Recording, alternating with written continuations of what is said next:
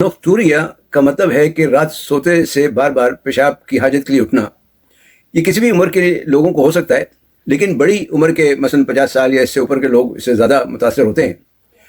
इसकी कई वजूहत बयान की जाती हैं। एक वजह तो रात सोने से पहले चाय, कॉफ़ी या पानी का ज़्यादा इस्तेमाल है। दूसरी बाज़ अद्वियात का इस्तेमाल। तीसरी मसाने की कमज़ोरी। चौथी प्रोस्टेट की शिकायत वगैरह। पाँचवीं है बेख्वाबी। और छठी है अमराज़ क़ल्ब या गुर्दा वगैरह। नोक्टूरिया की ख़ास अलामत तो रात सोते से पेशाब के लिए बार बार उठना ही है, लेकिन ऐसा दिन में भी हो सकता है। दूसरे बेख्वाबी के मसाइल या बेचैन नींद की अलामत भी इसकी वजह से पैदा हो जाती हैं। रात में बार बार उठने से सिर्फ नींद का ही नुकसान नहीं होता, बल्कि जागने से आपकी जो गहरी नींद के मराहल हैं, यानी गहरी नींद का जो मरहला है जिसे डीप स्लीप स्टेज कहते हैं, आप उससे निकल जाते हैं। ये वो मरहला है जिसमें दिमाग से जहरीले मादे साफ़ हो रहे होते हैं, ख़राब खलियों की मरम्मत हो रही होती है और जज्बाती तवाज़ुन बहाल हो रहा होता है।